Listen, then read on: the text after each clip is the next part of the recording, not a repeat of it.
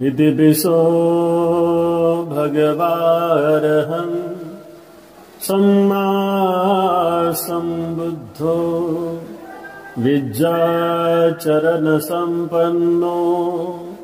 सुगतो लोकविदो अनुत्तरो पुरीषधम्मसारथि सत्था देवमनुसारं बुद्धो भगवान्। नमो तस्स भगवतो अरहतो सम्मा सम्बुद्धस्स। नमो तस्स भगवतो अरहतो सम्मा सम्बुद्धस्स। नमो तस्स भगवतो अरहतो सम्मा सम्बुद्धस्स। सब्बदानं धम्मदानं जिनाति सब्बरसं धम्मरसो जिनाति सब्बं रति धम्मरतो जिनाति तन्नं खयो सब्बदुःखं जिनाति। ज्या सुगताने समग्र मानवजातीला दुःखमुक्त बनवण्यासाठी आपल्या सर्वस्व सुखाचा त्याग केला, त्यागमय जीवन धारण करून ज्या समग्र जगामध्ये अस्तित्वात असलेलं दुःख, दुःखाचे कारण, दुःखाचा समुदय, दुःखमुक्तीचा महान असा मार्ग सर्वप्रथम या जम्बूद्वीपामध्ये उदयास आणला, निर्माण केला, ते दुःखमुक्त महामानव तथागत सम्यक संबुद्ध। या जगातल्या प्रत्येक मानवाला सुखाने, समाधानाने, आनंदाने जगता यावं, त्याला मिळालेलं त्याचं मनुष्य जीवन निब्बाण गामी पथावरती त्याला नेता यावं, या उद्देशाने ज्या तत्वज्ञानाच्या आधारावरती मनुष्याच्या पुण्यकर्माच्या अनेक अशा पायऱ्या, अनेक असे लाभ ज्या सद्धम्माच्या तत्वज्ञानामध्ये वर्णन केलेले आहेत, तो तथागताचा सद्धम्म बौद्ध धम्म सुगताच्या बुद्ध वचनाचा परिपाठ करून ते संपूर्ण बुद्ध वचन मुखोद्गत करून परियती, पटिपदा, पटिवेदन या तीन धम्मस्कंदाच्या आधारावरती तथागताच्या संपूर्ण सद्धम्माला आचरणामध्ये आणून स्वतः दुःखमुक्त होऊन इतरांना दुःखमुक्तीसाठी कार्य करणारा तथागत निर्मित पवित्र असा भिक्खू संघ, बुद्ध, धम्म आणि संघ हे तीनही रत्न ज्या बोधिसत्व डॉक्टर बाबासाहेब आंबेडकरांमुळे तुम्हाला आम्हाला मिळाले, ते बोधिसत्व युग प्रवर्तक कायदे पंडित डॉक्टर बाबासाहेब आंबेडकर जगातील या सर्वश्रेष्ठ रत्नांना त्रिवार अभिवादन करतो। आजची 16वी अखिल भारतीय बौद्ध धम्म परिषद new Siddharth youth social trust द्वारा आयोजित करण्यात आलेली आहे। तब्बल 16 वर्षापासून याच प्रांगणामध्ये तुम्ही सातत्यपूर्ण धम्म ऐकायला येऊन आपले पुण्यकर्म करत आहात, तर ही फार मोठी गोष्ट आहे. आताच सुमेधनं सांगितलं,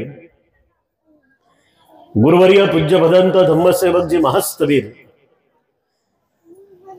16व्या वर्षातून फक्त त्यांची एकच धम्म परिषद मिस झाली. 15 वर्षे ते लगातार या धम्म परिषदेमध्ये येतात. जिथे गुरुवर्य पूज्य भदंत धम्मसेवकजी महास्तवीर यांचे पावलं पडले, ती भूमी पवित्र होते, ती भूमी निर्मळ होऊन जाते. आणि खरंच या येडूदकरांचं एवढं पुण्यकर्म आहेत असं मी मानतो की तब्बल 15 वर्षापासून भंतेजी इथे येत आहेत. आमच्यासारखे अनेक असे भिक्खू, तुमच्यासारखे अनेक असे उपासक उपासिका भंतेजींना फोन करू करू कदरून गेले की भंतेजी 1 तारीख आम्हाला तरी द्या, पण वेळच भेटत नाही, है ना. एवढ्या त्यांच्या बिजी शेड्यूल मधून भंतेजी सातत्यपूर्ण तुमच्यापर्यंत येत आहेत. तुमच्या पुण्यकर्माची तोडच नाही. या 16व्या अखिल भारतीय बौद्ध धम्म परिषदेचे अध्यक्ष पूज्य भदंत धम्मसेवकजी महास्तवीर मुळावा अखिल भारतीय बौद्ध ज्ञानालंकार शिक्षण संस्था मुळावा इथे उपस्थित आहेत. पूजनीय गुरुवर्य भदंत धम्मसेवकजी महास्तवीर यांना सुद्धा मी त्रिवार अभिवादन करतो. आजच्या 16व्या अखिल भारतीय बौद्ध धम्म परिषदेचे उद्घाटक गुरुवर्य पूज्य भदंत डॉक्टर खेमोधम्मोजी महास्तवीर मुळावा हे सुद्धा या धम्म परिषदेमध्ये उपस्थित आहेत. पूजनीय भंतेजींना सुद्धा त्रिवार अभिवादन करतो. इतर संपूर्ण पूजनीय भिक्खू संघ या धम्म परिषदेमध्ये उपस्थित आहे. मी आपणास माझ्या प्रवचनाच्या अगोदर एक माझ्या दृष्टिकोनातून आनंदाची बाब सांगू इच्छितो. आताच तुम्हाला ज्या भिक्खूंनी अतिशय सुंदर असं धम्म प्रवचन दिलं ते बोधिरत्नजी आणि मी, आम्ही PhD चे विद्यार्थी आहोत. काही दिवसामध्ये आम्हाला डॉक्टरेट मिळेल. माझ्या PhDचा जो काही प्रबंध आहे, शोध निबंध आहे, तो महाराष्ट्रातील 4 भिक्खूंच्या कार्यांचं मी त्याच्यामध्ये अध्ययन करत आहे. आणि मला वाटते की खरंच मी खूप धन्य होईल. माझ्या PhDच्या शोध प्रबंधाचं नाव आहे, संशोधन विषयाचं जे काही टायटल आहे ते असं आहे, महाराष्ट्रातील निवडक बौद्ध भिक्खूंचे बुद्ध धम्मास योगदान, एक अध्ययन. त्याच्यामध्ये पहिलं नाव पूजनीय गुरुवर्य भदंत धम्मसेवकजी महास्थवीर यांचं आहे. दुसरं नाव गुरुवर्य पूजनीय भदंत खेमधम्मोजी महास्थवीर यांचं आहे. तिसरं नाव गुरुतुल्य पूजनीय डॉक्टर उपगुप्तजी महास्थवीर पूर्णा यांचं आहे. आणि चौथं नाव प्राध्यापक डॉक्टर यम सत्यपालजी महास्थवीर यांचे. मी यासाठी सांगत होतो की माझ्यासारखे अनंत अनंत विद्यार्थी इथून पुढे या संपूर्ण भिक्खूंच्या आयुष्यावरती PhD करून त्यांच्या कार्याला न्याय देण्याचा योग्य ते प्रयत्न करणार आहेत. उपस्थितांनो, पुन्हा एकदा मी ज्येष्ठ श्रेष्ठ पूजनीय भिक्खू संघाला त्रिवार अभिवादन करतो आणि माझ्या प्रवचनास सुरुवात करतो। सर्वप्रथम या 16व्या अखिल भारतीय बौद्ध धम्म परिषदेसाठी ज्या ज्या उपासक उपासिकांनी श्रमदान, आर्थिक दान किंवा इतर कुठल्याही स्वरूपातलं छोटं मोठं कार्य केलं असेल, किंवा ज्या उपासक उपासिकांच्या भरोशावरती ही 16वी अखिल भारतीय बौद्ध धम्म परिषद संपन्न होत आहे, त्या सर्व उपासक उपासिकांसाठी मी खूप खूप मंगल मैत्री अर्पण करतो। कारण तुमच्याच वेळेच्या दानावरती आणि तुमच्याच पैशाच्या दानावरती तब्बल 16 वर्षापासून हे धम्म कार्य या ठिकाणी चालू आहे। गेल्या अनेक दिवसापासून सुमेध भुतकर या आमच्या उपासकाचे आम्हाला अनेक फोन आले, बंदीजी यावंच लागते बरं का, यावंच लागते। म्हटलं येतोच। असे तरुण उपासक उपासिका जेव्हा धम्मासाठी वेळ देतात ना, तर आमच्यासारख्या भिक्खूंना आम्हाला सुद्धा धम्म वाढवण्यासाठी गती प्राप्त होते। आपण पाहतो नेहमीच, सकाळी आम्ही आलो तेव्हा किती संख्या होती, फार कमी लोक होते। मी मनातल्या मनात विचार केला, एवढा मंडपच टाकला कशाला बरं का, झाडाखाली आम्ही बसून प्रवचन दिले असते। 4-5 लोक, 10-15 बाया। आता बायाच बाया, लोक जरा कमी आहे। कुठे बायाच राहतात का, बाई सुधारली की माणूस आपोआप सुधारते, नाही सुधारला तरी बाईला माहित आहे कसं सुधारायचं। तर त्यामुळे आता एवढी मोठी ही संख्या पाहून मनाला खूप आनंद वाटू लागला। कारण प्रवचन देणारे भिक्खू 2 लोक असले तरी बोलतीलच। पूजनीय गुरुवर्य भदंत धम्मसेवकजी महास्थवीर हे 2 उपासकांना सुद्धा तीच प्रवचन देतात जे 2 लाख लोकांना प्रवचन देतात। ते संख्येमध्ये बघत नाहीत किती लोक उभे पुढे आहेत ते। आम्ही लहान असताना अकोल्याला त्यांच्यासोबत जायचो कधी कधी। पडत्या पावसात 2-4 लोकांना एकदा भंतीजीचे डोळे बंद झाले की सकाळ कधी व्हायची ते आम्हालाही समजायची नाही। त्यामुळे पूजनीय भिक्खू संघाच्या मनामध्ये तुमच्याबद्दल असीम अशी करुणा आहे आणि त्याच करुणेपोटी उपासक उपासिकाच्या जीवनातले संपूर्ण दुःख नष्ट व्हावेत, त्यांना वारंवार पद्धतीनं चांगल्या स्वरूपाचा सद्धम्म समजावा, या उद्देशानं पूजनीय भिक्खू संघ स्वतः अभ्यास करून, स्वतः अनुभव घेऊन, अनुभवामध्ये आलेला सद्धम्म तो तुम्हाला सांगण्यासाठी वारंवार येत असतो। आणि म्हणून पूजनीय भिक्खू संघाला आम्ही संघवंदने म्हणतो। काय म्हणतो आम्ही संघवंदनेमध्ये? की पूजनीय भिक्खू संघ हे आमच्यासाठी पुण्याचं क्षेत्र आहे। पुण्यक्षेत्र आहे ते, साधं सुद्धा पुण्यक्षेत्र आहे का? नाही। एखाद्या हुशार माणसाला तुम्ही सोबत घेतलं तर तुमचा 1 दिवसाचा फायदा होईल। त्याच्यापेक्षा चांगल्याच हुशार माणसाला तुम्ही सोबत घेतलं तर 8 दिवसाचा फायदा होईल। धनवान मनुष्य तुमच्या सोबत आला तर तुमचा 1 वर्षाचा फायदा होईल। त्याच्याही पेक्षा धनवान सोबत आला तर तुमचा 10-15 वर्षाचा फायदा होईल। पण एक सिलवान, एक करुणावान, एक धम्मामध्ये अग्र, एक सामनेर किंवा भिक्खू महाथेरो जर तुमच्या संपर्कात आला काही तासासाठी, तर तुमच्या अनेक जीवनाचं सोनं होतं। हा जो सहवास तुम्हाला मिळतोय, हा सहवास तुम्ही तुमच्या पुण्यकर्माच्या आधारावरती कमावलेला, लक्षात घ्या।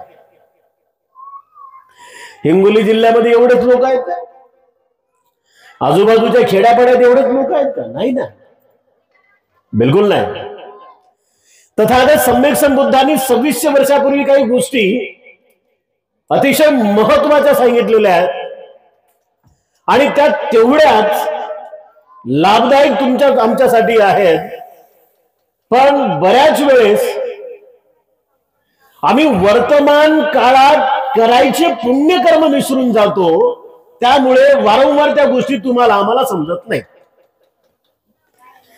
बुद्धांनी शिळ खाणाऱ्या माणसाला धम्मवान म्हटलेलं नाही. एक अजरामर उदाहरण बौद्ध साहित्यामध्ये येते, निगार माता विशाखाचं, है ना. आपण शिळे खाणारे आहोत का? अजिबात नाही. आणि खात असाल तर सोडून द्या. शिळ म्हणजे शिळ अन्न बोलत नाही बरं मी. बाबासाहेबाच्या पुण्याईनं मस्त तेलाचं तुपाचं ताजं तवानं रोज चांगलं खातो ना. आता अन्न तर खावं चांगलं, पण शिळ काय? शिळ पूजनीय एक भिक्खू आपलं भिक्षा पात्र घेऊन मिगारच्या दारात उभा आहे. श्रद्धावान. त्या विशाखाच्या चित्तातून भावना आली आहे, विचार करू लागली आहे की हे बनवलेलं पंचपक्वान्न एखादं तरी पदार्थ त्या भिक्खूच्या ताटामध्ये गेला पाहिजे, भिक्षा पात्रामध्ये गेला पाहिजे. सासऱ्याच्या पुढे जाता येईना. काही सेकंद झाले, काही मिनिट झाले आणि हळूच सासऱ्याच्या चित्तातली भावना जाणून ती म्हणाली की पूजनीय भंतेजी पुढे व्हा, समोर जा. मी तुम्हाला काही वाढू शकत नाही, कारण माझा मिगार शिळ खातोय. शिळ.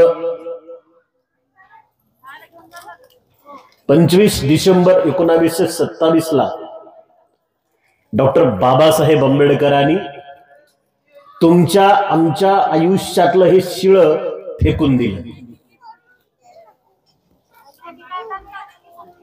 आणि 14 ऑक्टोबर 1956 ला नागांच्या नागपुरात तुम्हाला आम्हाला सोनं वाटलं, विचारांचं सोनं. मिगारच्या सुनेनं भंतीजीला सांगितलं. मिगार रागावला. मिगार म्हणाला, विशाखे तू असं का बोलते की मी शिळ खातोय? सकाळी तू तुझ्या सेविका तुझ्या दासी उठून माझ्यासाठी एवढं सुंदर असं भोजन तयार केलं, तू राबली, तुझ्या दासी राबल्या आणि हे सुंदर बनवलेलं भोजन तू मला या ताटामध्ये वाढलं, तुझ्या हाताने वाढलं आणि किती खोटारडी आहेस. तू म्हणते की माझे सासरे शिळच खाताय. हे काय बरोबर नाही. पंच बसले, सारं काही विचारण्यात आलं आणि त्यावरती मग विशाखानं ते उत्तर दिलं की तुम्ही तुमच्या वडिलांनी कमावलेल्या संपत्तीवरती नागासारखी फणी मारून बसलेले आहात, किंवा तुमच्या भूतकाळातील पुण्यकर्माच्या आधारावरती तुम्ही तुमच्या आई वडिलांच्या संपत्तीची मजा मारत आहात. आता संपत्ती सुद्धा पुण्यकर्माशिवाय येत नाही. आणि बुद्धानं सांगितलं, भूत भविष्य आणि वर्तमान काळाच्या पुण्यकर्मावरती तुम्हाला आम्हाला सुखाची, समाधानाची, निब्बानाची प्राप्ती होत असते. विशाखा म्हणाली की वर्तमान काळातलं तुमचं काहीच नाहीये पुण्यकर्म. तुमच्या भूतकाळातल्या पुण्यकर्मावरती तुम्हाला हे सगळे मिळू लागलेले आहेत. म्हणजे तुम्ही जुन्या शिळ्या कर्मावरती जगतात. याचाच अर्थ असा आहे की तुम्हाला जर काही प्राप्त करायचं असेल किंवा आम्हाला तुम्हाला जर या भवचक्रातून बाहेर पडायचं असेल तर आम्ही सुद्धा हे शिळ खाणं बंद केलं पाहिजे.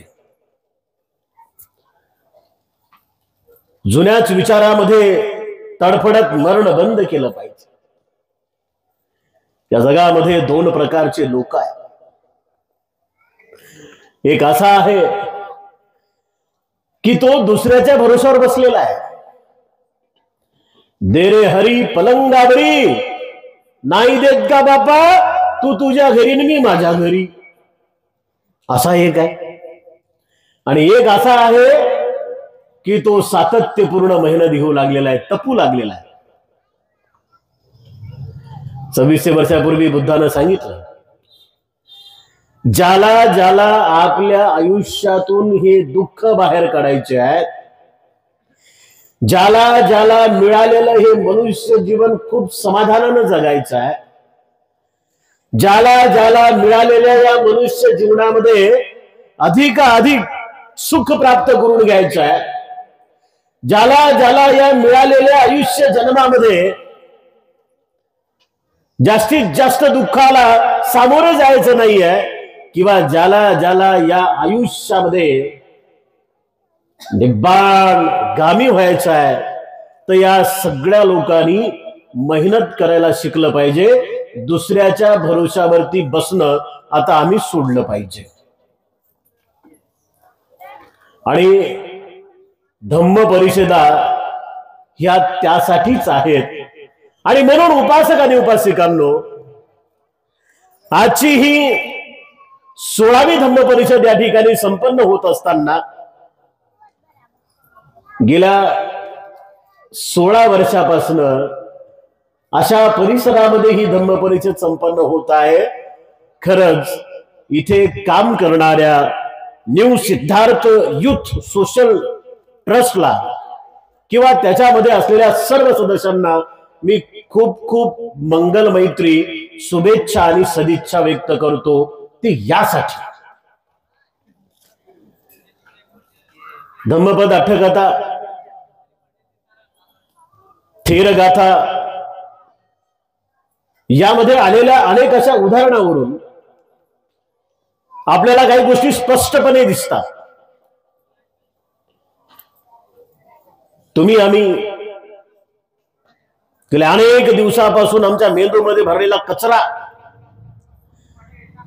अज्ञानाचा कचरा, त्यामुळे कोणाला घाबरायचं आणि कोणाला घाबरायचं नाही यामध्ये आमची गल्लत होऊन जाते. आम्ही जिवंत माणसाला घाबरत नाही, मेलेल्या माणसाला घाबरतो. तुम्ही जिथे बसलेला आहात हा स्मशानभूमीचा भाग आहे, माहित आहे तुम्हाला? हा बघा, इथंच माणसं जाळतात मेलेल्या. भाई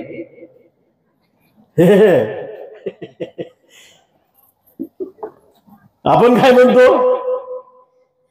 बरेच लोक स्मशानभूमी म्हटलं की ह्या पल्ला पळतात. नको बापा, जिवंत भूतासोबत राहता आणि मेलेल्या माणसाला घाबरतात. मेलेलं काय करणार आहे तुम्हाला? हा संदर्भ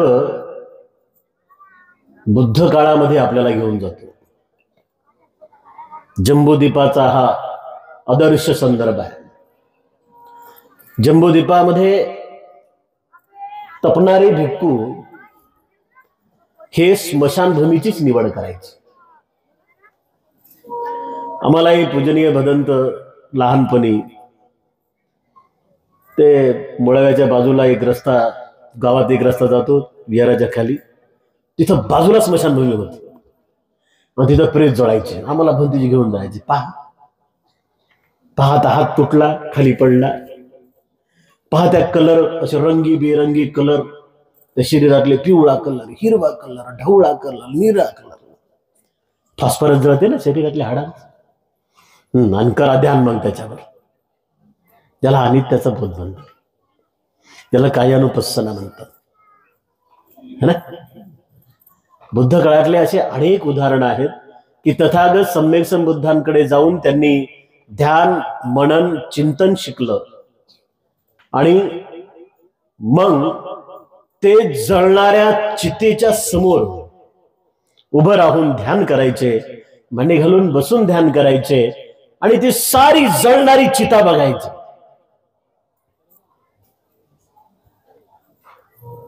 हेच खरं ध्यानाचं मर्म आणि तेच ठिकाण, तोच संदर्भ आज इथून थेट बुद्ध काळाशी जोडणार आहे. सलग 16 वर्षापासून तुम्ही तेच करताय, तेच करताय. छोटे छोटे संदर्भ असतात हो, पण ते संदर्भ बघा, तुमचा हा छोटा संदर्भ बुद्ध काळाशी जोडला ना. आणि म्हणून जागा कोणती पवित्र आहे, जागा कोणती अपवित्र आहे, यामागे लागूच नका, बिलकुल लागू नका. जिथे जिथे आज बुद्ध विहार आहेत तिथे एकेकाळी स्मशानभूमीच होत्या. पूर्वीच्या लोकांना गाडायचे मातीत. बरेच बुद्ध विहाराचे पाय खोदताना हाडच्या हाड बाहेर आलेले आहेत, हाड, आणि त्याच्यावरती बुद्ध विहार आहेत.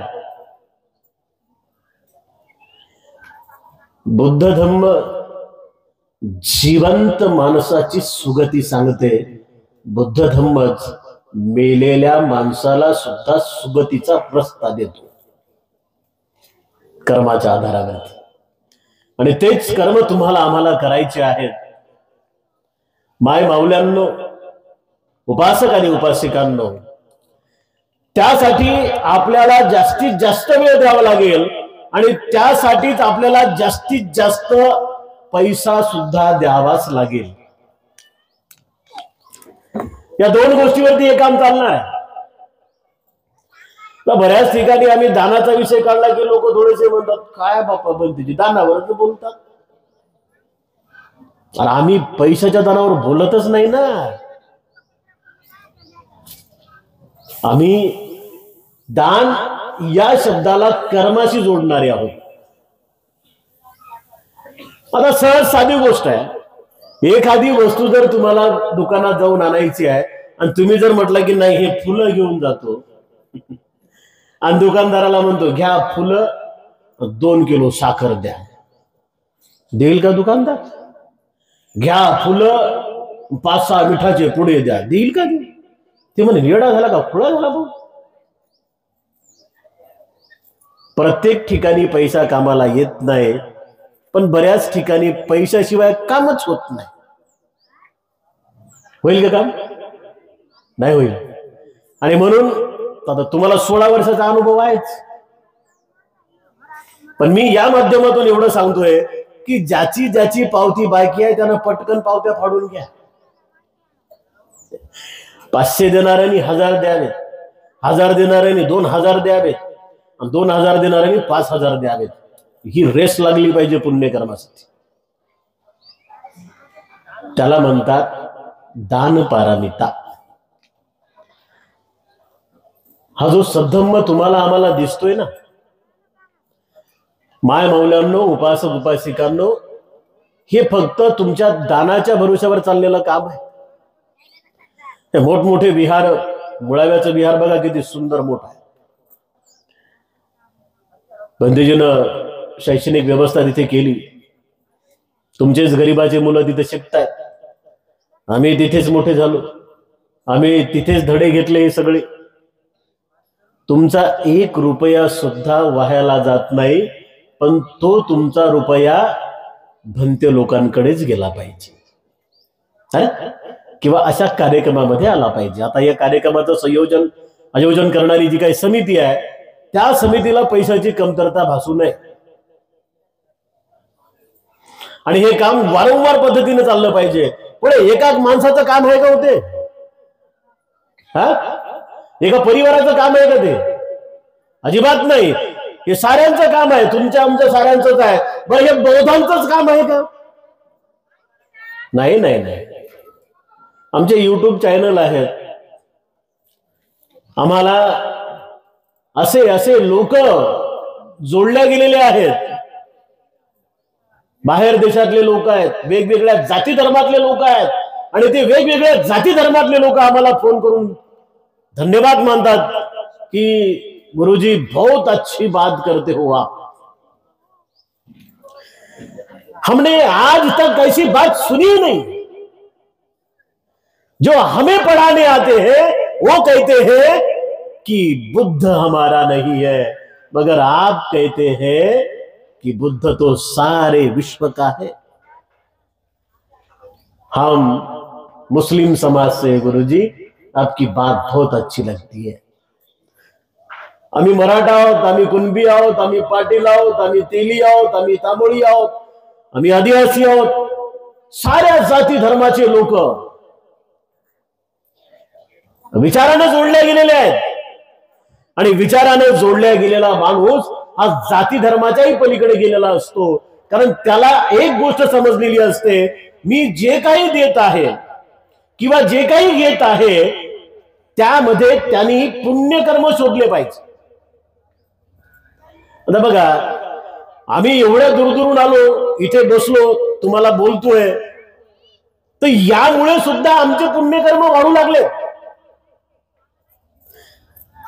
तुम्ही बसलात, तुम्ही ऐकता, तर तुम्ही तुमचे पुण्यकर्म वाढू लागलात.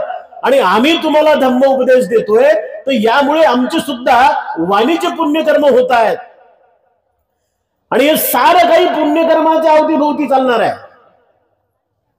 कर्म सोडल्यानंतर जगामध्ये काहीच शिल्लक राहत नाही. मग तुमचा बंगला किती लाखाचा आहे, तुमची गाडी किती लाखाची आहे, काहीच नाही. हे वरवरचं जे काही दिसणार आहे, हे वरवरचं दिसणार हे तारणार नाही आहे. हे तारणार आहे का? अजिबात नाही आहे. तथागत सम्यक संबुद्धांनी त्या काळी त्यावेळी सांगितलं की ज्या माणसाला मरताने सुखाने मरण येतं तो खरा माणूस. आता तुम्ही आम्ही तर मरणाला घाबरणारे लोक आहोत ना, हे का नाही? मरणाला घाबरतात ना लोक. कोणाला जर म्हटलं की नाही मरण येते, मरण येते, मरण येते, मरण येते, मग ते घाबरत नाही. दवाखान्यात न्या, हे करा, ते करा, व्हेंटिलेटर लावा. काही काही वेळेस मेलेल्या माणसाला 2-2, 3-3 दिवस व्हेंटिलेटर लावून ठेवतात. जोपर्यंत डॉक्टरची पेमेंट जात नाही तोपर्यंत ते देतच नाहीत हातात माणसाला. म्हणून हे साऱ्या गोष्टी आम्ही यासाठी लक्षात घ्यायच्या आहेत की आमचं सुखाने मरण झालं पाहिजे. सुखाने मरण कसं होईल बरं? जेव्हा सातत्यपूर्ण तुमचं चित्त सतर्क राहील. आणि चित्ताला सतर्क ठेवण्यासाठी काय करावं लागेल? ध्यान साधना समाधी. ध्यान साधना समाधी करण्यासाठी काय करावं लागेल? शिलाचं पालन. शिलाच्या पालनासाठी काय करावं लागेल? पूजनीय भिक्खू संघाचा सहवास. आणि पूजनीय भिक्खू संघाच्या सहवासासाठी काय करावं लागेल? तर तुम्हाला द्यावं लागेल दान. कारण तुमच्याच दानाच्या भरोशावर ह्या साऱ्या गोष्टी चालणाऱ्या आहेत. आणि म्हणून माय मौल्यांनो, उपासक आणि उपासिकांनो, आपण जास्तीत जास्त दान देऊन आपलं जीवन सुखी आणि समाधानी बनवण्याचा प्रयत्न केला पाहिजे. बोधिसत्व सर्वप्रथम दानच पारामितांचं अवलोकन करतात आणि आपल्या जीवनामध्ये जास्तीत जास्त दान देऊन बुद्धत्व लवकरात लवकर कसं प्राप्त करता येईल यासाठी ते प्रयत्नशील असतात. दान या शब्दाला त्यागाची जोड दिली गेलेली आहे. दान म्हणजे काय? देणे. देणे म्हणजे काय? त्यागणे. त्यागणे म्हणजे काय? सोडणे. म्हणजे दान आणि त्याग ह्या दोन गोष्टी अतिशय महत्वाच्या आहेत. म्हणजे याचाच अर्थ दान देणे म्हणजे त्यागणे आहे. अंगुत्तर निकायात 2 प्रकारच्या दानाचे वर्णन आलेले आहे. एक आहे आमिषदान आणि दुसरा आहे धम्मदान. आमिषदान वस्तू, पैसा जे काही आहे ते सगळंच. साऱ्या दानामध्ये धम्मदान मात्र श्रेष्ठ आहे. सब्बदान धम्मदान जिनाती. धम्मदान कोणतं आहे बरं? बऱ्याच वेळेस वेगवेगळ्या ठिकाणी आम्ही गेल्यानंतर काही लोक आमच्याकडे येतात, बंदीजी हे 50 रुपयाचं माझं धम्मदान.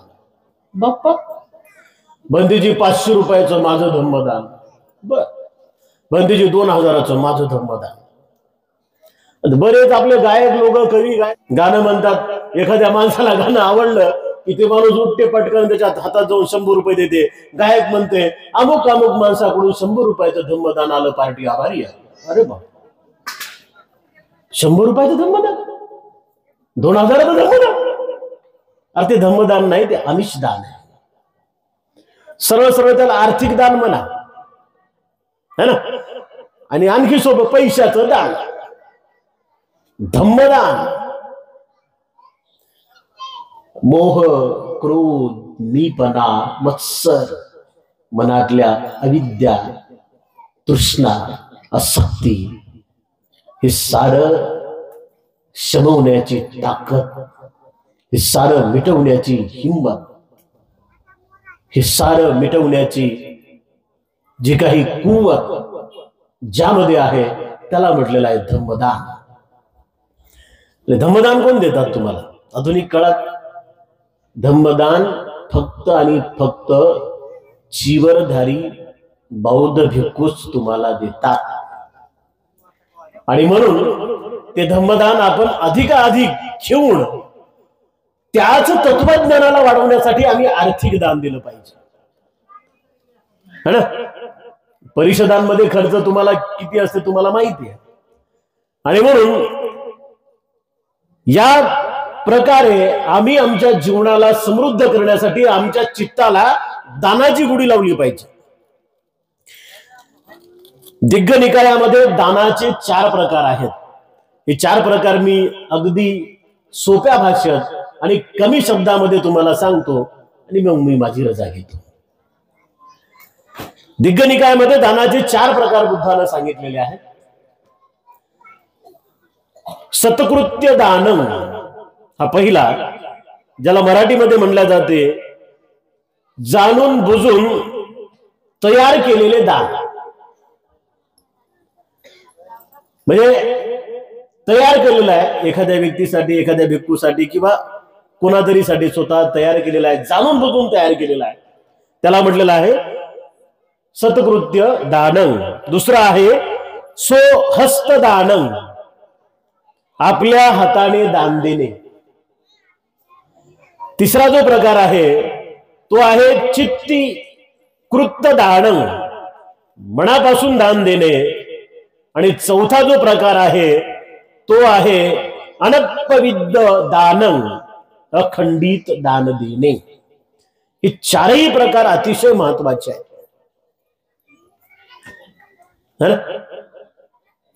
या 4 प्रकाराला समजून घेत असताना तथागत सम्यक संबुद्धांनी तपणाऱ्या ग्रहस्थाला, साधना, ध्यान, मनन, चिंतन करणाऱ्या ग्रहस्थाला सांगितलं होतं की दान का द्यायचं?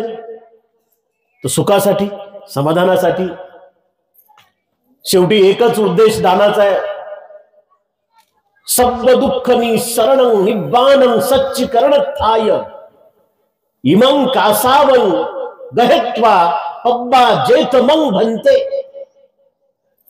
आम्ही आमच्या गुरुवर्य उपाध्यायांना विनंती करत असतो चिवर घेताना की आम्हाला या साऱ्या दुःखातून मुक्त व्हायचं आहे, त्यासाठी आम्हाला चिवर द्या. आणि तुम्ही सुद्धा तीच याचना केली पाहिजे की आम्हाला या संपूर्ण दुःखातून मुक्त व्हायचं आहे, तुम्ही आम्हाला धम्मदान द्या. लक्षात, दानाचा संबंध हा त्यागाशी आहे आणि त्याग माणसाला निर्वाण पदापर्यंत घेऊन जातं. म्हणजे असं समजा की दान आणि निब्बाण हे एकाच रस्त्यावरती तुम्हाला आम्हाला मिळणाऱ्या गोष्टी आहेत. उपस्थित माय मौल्यांनो, उपासक आणि उपासिकांनो, आम्ही वारंवार पद्धतीनं आमच्या स्वहस्ते दान करण्याचा प्रयत्न केला पाहिजे. दान देसाल तर त्याग भावना तुमच्या मनात येईल आणि त्यागाची भावना जर तुम्ही मनामध्ये विकसित केली तर मग पुढे मार्गक्रमण तुमचं होत राहील. जसं की दानं ददन्तु सद्धाय शीलं रक्षन्तु सर्वदा भावना भिरता हुंतु गच्छन्तु देवतागता. 4-5 गोष्टी या गाथेमध्ये आलेल्या आहेत. दान तर द्यावंच लागेल, पण ते कसं द्यावं लागेल तर श्रद्धेनं द्यावं लागेल. तर आलेच बाबा परिषदवाले पावती घेऊन, मग काय द्या, 100च्या जागी 50 द्या, 50च्या जागी 20 द्या आणि 20च्या जागी 10 द्या, असं करतात काही लोक बऱ्याच वेळेस. तसं नाही, तुम्ही 1 रुपया द्या हो, पण श्रद्धेनं द्या. बरेच लोक आम्हाला फोन करून विचारतात, बंदीजी रोज विहारात जाते हो, पण ते सुखच काय असते ते भेटेनच, काय करावं बरं. रोज विहारात जाते, अगरबत्ती लावते, मेणबत्ती लावते, 2-2 तास बसते, ध्यान करते, जराशा ध्यान करताना डुलक्या मारते, पण ध्यान करते, पण सुखच भेटेना हो. बरोबर आहे, काहीतरी चुकायलं बरं है ना. त्या बुद्धानं काय सांगितलं, अतिशय महत्वाच्या गोष्टी आहेत त्या. दानं ददन्तु श्रद्धाय, श्रद्धेनं दान द्या. जेव्हा देसाल तेव्हा श्रद्धाच मनात असली पाहिजे. कोणावर तरी उपकार करतोय है ना, कोणावर तरी उपकार करतोय या भावनेनं दान देसाल तर ते दान तुच कामी आहे, ते काहीच कामाचं नाही. ज्या दान देणाऱ्या लोकांमध्ये शीलाचं पालन नाहीये तर ते दान सुद्धा काहीच कामाचं नाही. दानं ददन्तु श्रद्धाय शीलं रक्षन्तु संपदा भावनाभिरता हुंतु. म्हणजे आता काय करायचंय, श्रद्धेनं दान दिलं, शीलाचं पालन केलं, आता साधना करायची आहे, विपස්සना करायची आहे, आता तपायचंय स्वतःला. दान देणे, शीलाचं पालन करणे, तपणे म्हणजे साधना करणे, विपස්සना करणे, ध्यान करणे. या 3 गोष्टी ज्या ज्या माणसाकडे आहेत, तर मग त्याच्या आयुष्यामध्ये दुःख येणार नाहीत. आणि जरी दुःख त्याच्या आयुष्यामध्ये आलीच कर्माच्या आधारावरती, तर तो त्या दुःखातून लवकरात लवकर बाहेर येईल.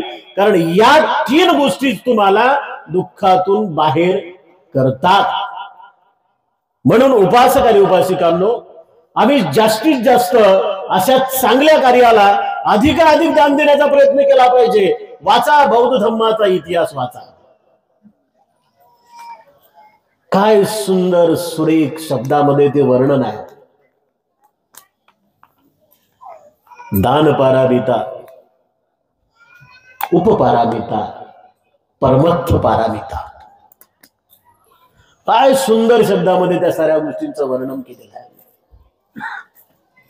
अनाथ पिंडकाचं दान तुम्हाला माहित आहे, विशाखाचं दान तुम्हाला माहिती आहे, बिंबिसाराचं दान तुम्हाला माहिती आहे, आम्रपालीचं दान तुम्हाला माहिती आहे.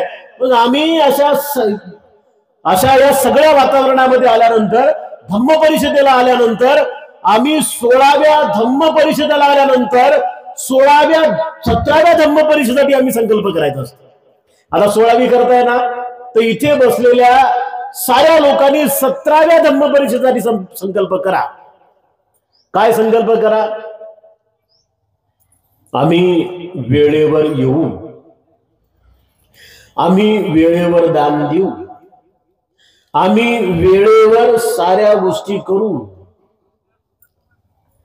काय होते, तुम्ही वेळेवर येत नाही, मग त्याच्यामुळे लांबत चालते सगळा कार्यक्रम. जेव्हा तुम्ही लवकर याल की तेव्हा साऱ्या गोष्टी आपल्या पटापट करत होतील ना. आता हे वेळ न पाळण्याची सवय आमच्या समाजाला लागलेली आहे, आणि ती मला वाटते एवढी घातक आहे की नाही करत. आम्हाला लोक फोन करून करून परेशान करतात, बंदीजी या ना लवकर.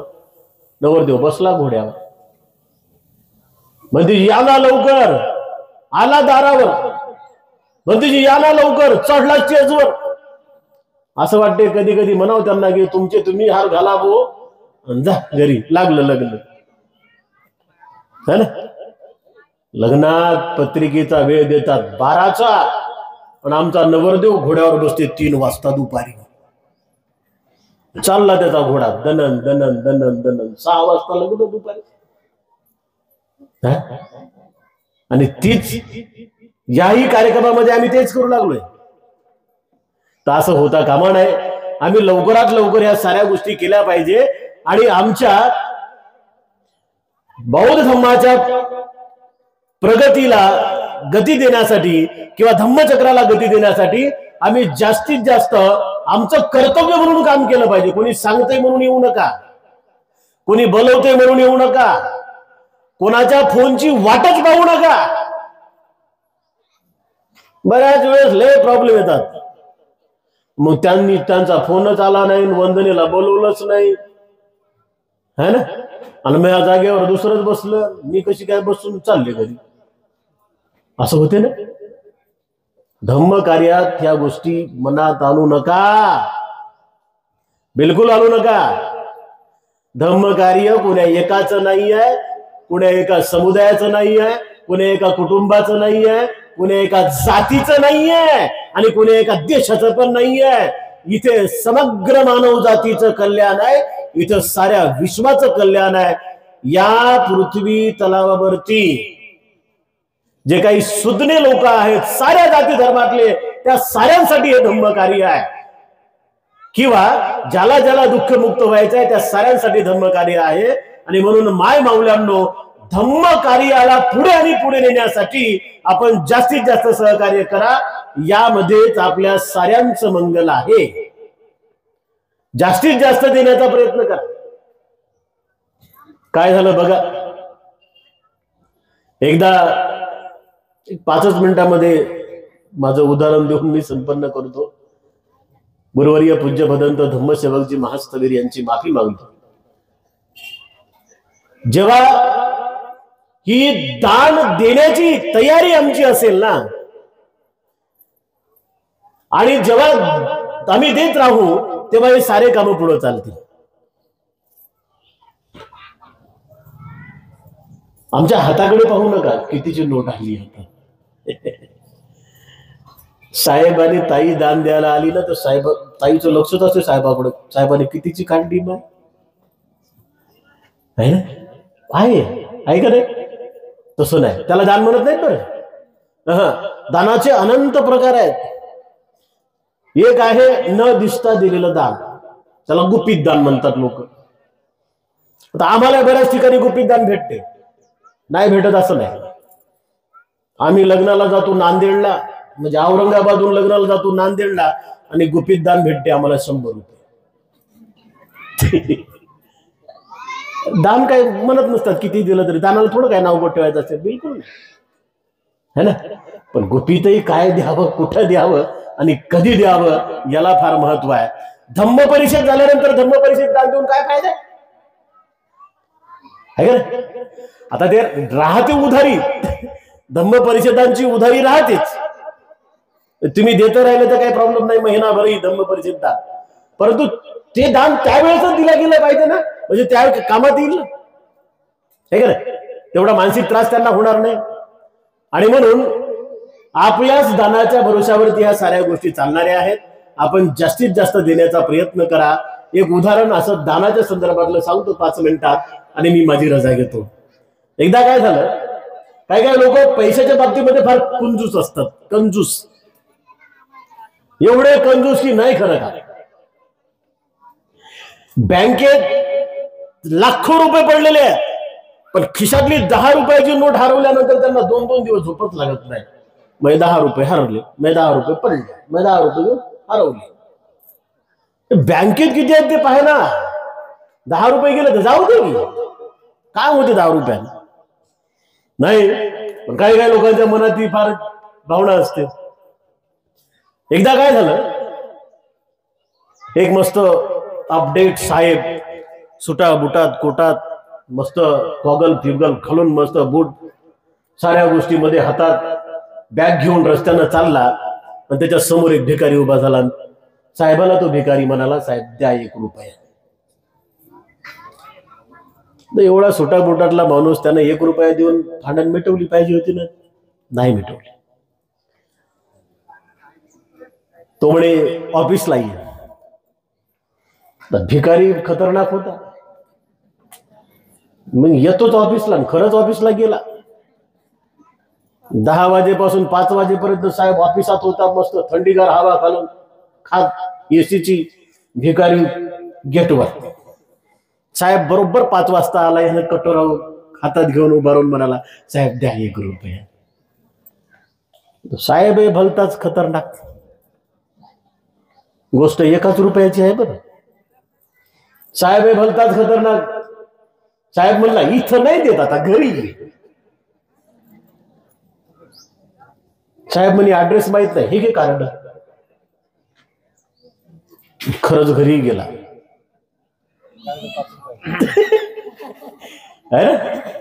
1 रुपयासाठी 5 रुपयाचं कार्ड. पण खरंच घरी गेला. बेल वाजवली साहेबाची. ट्रिंग ट्रिंग. साहेबांची साहेबीन बाहेर आली. साहेबीनला विचारलं भिकाऱ्यानं, साहेब कुठं आहेत? ती म्हणली आहेत घरी, आराम करू लागली. बरं म्हणे, साहेबासोबत काम आहे. तिने निरोप दिला, असा असा माणूस आला. तो येऊन पाहते तर भिकारी हातात कटोरा घेऊन. साहेबाला पाहिल्या पाहिल्या म्हणे, साहेब द्या ना रुपये. त्याने विचार केला की बाप्पा हे काय पिच्छा सोडणार नाहीच आहे. ते म्हणे थांब 5-10 मिनिटं. म्हणे 5-10 मिनिटं नाही, 3 तास थांबतो. रुपया घेतल्याशिवाय जातच नाही.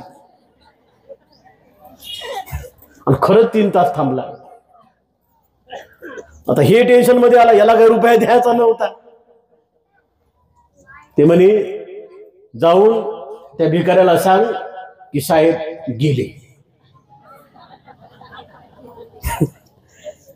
बेडवर झोपला. जाय म्हणे साहेब, त्या भिकाऱ्याला सांग म्हणे साहेब गेले. हे म्हणे असंच नाही सोडायचं. आता 1 रुपयाचे जरा शून्य वाढू म्हणे याच्यावर वेगळ्या पद्धतीनं. हातातला ते ताट घेतलं. हा वाजवत वाजवत साऱ्या लोकांना जमा केलं. अरे साहेब गेले, अरे साहेब गेले, अरे साहेब गेले. सारे लोक जमा झाले साहेबाला पाहायला. मेलेला साहेब हे बाजूलाच होत. सारे लोक रडायले. बायकोही रडायली, साहेबाची साहेबीन. उठा ना, आता 2 तास झाले, 3 तास झाले, अंधार पडला. साहेब काय उठेनच, कारण भिकारी त्याच्या बाजूलाच उभा होता. लोक कंटाळून गेले. लोकांनी सांगितलं, आता काय बाई कोणाची वाट पाहिली, सारेच नातेवाईक आले, आता बांधा म्हणे. 4 लोकांनी उचलला, तिरडीवरती ठेवला. बायको मोठमोठ्यानं म्हणाली, अहो आता तरी द्या ना म्हणी रुपया, तुम्हाला तिरडीवर ठेवलं म्हणी. सुतळीनं बरोबर मस्त 4 बाजूनं बांधला, ताणून बांधला सुतळीनं. तरी होणार ना चून आहे. भिकारी बाजूलाच होता. त्याला वाटलं हल्लो तर भिकारी रुपया मागतेच. बांधून ठेवला. उचललं, चालले. बाई ढसा ढसा रडायला लागली. अहो आता तरी बोला ना म्हणी, अहो उचललं ना म्हणी, अहो चालले ना म्हणी, अशी दोरी बांधली म्हणी पदराला, बोला ना म्हणी काहीतरी. काच बोलते. लोकांना वाटलं बाई पागल झाली. 4-5 बायानं धरली आणि घेऊन गेली. सरण ठेवलं. गोष्ट किती रुपयाची आहे माय. सरण ठेवलं, गौऱ्या टाकल्या, इकडून घासलीट, तिकडून घासलीट आणि ठेवलं सरणावरती. भिकारी सरणाच्या बाजूलाच कटोरा घेऊन वाटत पाहत होता की कधी मान हलवते कधी उठते. हे काय उठेल, भिकारी काय जाईल. सरणावर ठेवलं. शेवटचा कार्यक्रम तोंडावर लागून ठेवलं. तोंडावर लागून ठेवलं, जरा श्वासोश्वास घ्यायला त्रास झाला. पण तरी म्हणे नाही, हल्लो तर भिकाऱ्याला रुपया द्यावा लागतो. ब्राह्मण बोलवला, पूजा अर्चा झाल्या आणि दिली अग्नी सरणाला. सरण पेटू लागलं. पेटता पेटता सरण या बाजूचं उजव्या बाजूचं सरण पेटलं. 2-4 गौऱ्या सरकल्या. पुन्हा असा असा झाला जरासा. सरण पेटू लागलं. आता अंग जळू लागलं.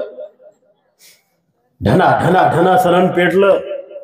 आणि सरण पेटल्या बरोबर साहेबानं डायरेक्ट सगळे लाकडं तोडून त्या सरणाच्या खाली उडी मारली आणि तिथंच भिकारी होता म्हणजे साहेब 10 रुपये.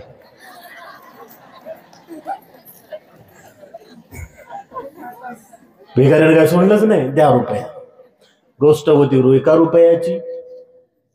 लाकडं 1 मन त्याचा खर्च द्यावा लागला. तेल, तूप, वाटी, खोबऱ्याची वाटी नाही ना, त्याचे पैसे द्यावे लागले. ते पानासोबत टाकतात ते सोनं, कानाचं एवढस तोडतात, नाही तर नाकातलं एवढस तोडतात. थोडीस द्यायचं असेल तर मस्त अंगठी द्यायची एखादी, सगळं मंगळसूत्र घालायचं तोंडात. नाही, तसं नाही करत. ते खर्च वेगळा, गौऱ्याचा खर्च वेगळा, तेला तुपाचा खर्च वेगळा, ब्राह्मणाचा खर्च वेगळा.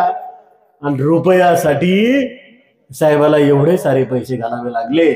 आणि म्हणून माय माऊल्यांनो, उपासक आणि उपासिकांनो, माय बापांनो, जर तुम्हाला हे सारं सुख न काही देताच मिळत असेल तर आम्ही त्वरा केली पाहिजे, आम्ही घाई केली पाहिजे. जिथे जिथे असे धार्मिक सोहळे असतील तिथे जाऊन आपल्या जीवनाला म्हणजे पूर्णत्वाकडे नेण्याचं आपण काम करावं आणि आपलं जीवन सुखी आणि समाधानी बनवण्याचा प्रयत्न करावा. मी अधिक आपल्याशी सुसंवाद न साधता new Siddharth youth social trust द्वारा आयोजित 16वी अखिल भारतीय बौद्ध धम्म परिषद, या धम्म परिषदेमध्ये उपस्थित आपल्या सर्वांप्रती खूप खूप मंगल मैत्री अर्पण करतो.